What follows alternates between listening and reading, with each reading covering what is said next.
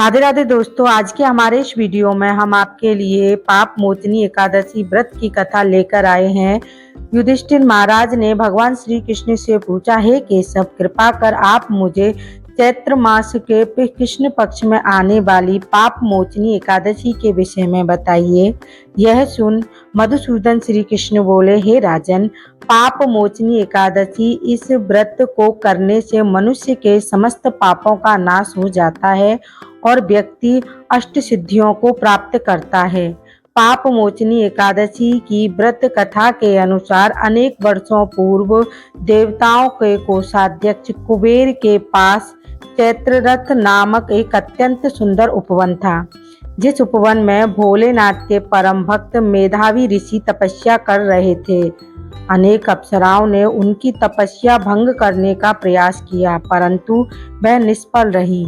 इसीलिए मंजू घोष नाम की एक अप्सरा ने ऋषि की तपस्या भंग करने का निश्चय किया। मेधावी मुनि के आश्रम से कुछ दूरी पर वह मधुर बीड़ा बजाने लगी और गायन करने लगी।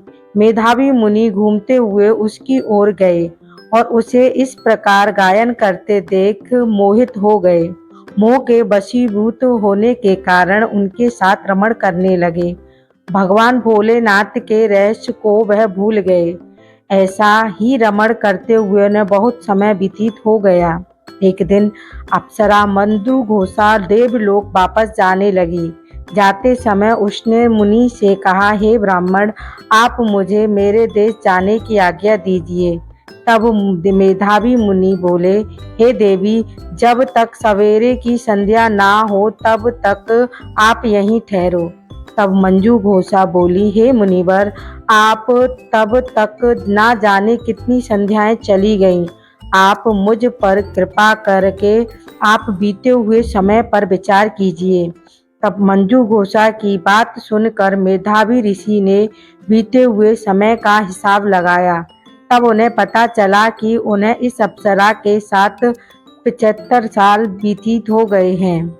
मंजू घोषा की अपनी तपस्या का विनाश करने वाली जानकर मेधावी मुनि उस पर क्रोधित हो गए और उन्होंने उन्हें श्राप देते हुए कहा, पापनी, तुमने मेरी कठोर तपस्या को नष्ट किया है।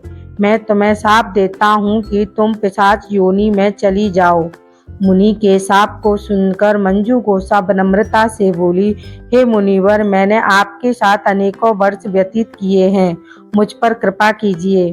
तब मेधावी मुनि बोले, क्या करूं, तुमने मेरी बात बड़ी तपस्या नष्ट की है। चैत्र मास के कृष्ण पक्ष में जो शुभ एकादशी आती है उसका नाम पाप मोचनी एकादशी है। वह सभी पापों का नाश करने वाली है। हे सुंदरी, इस एकादशी का व्रत करने से तुम्हें पिशाच योनि से मुक्ति मिल जाए। ऐसा कहकर मेधावी मुनि अपने पिता चमन ऋषि के आश्रम चले गए। उन्हें देखकर चमन मुनि ने पूछा, बेटा, यह क्या अनर्थ कर दिया? तुमने तो अपने पुण्यों का नाश कर दिया। तब मेधावी मुनि बोले, पिताजी, मैंने पाप किया है। कृपया कर कोई ऐसा प्रायश्चित बताइए जिससे मेरे पापों का नाश हो जाए।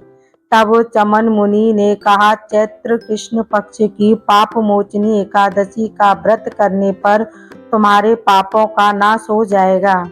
यह सुनकर मेधावी मुनि ने विधि पूर्वक पाप मोचनी एकादशी का अनुष्ठान किया, जिसके प्रभाव से उनके पाप नष्ट हो गए और वह तपस्या से परिपूर्ण हुए।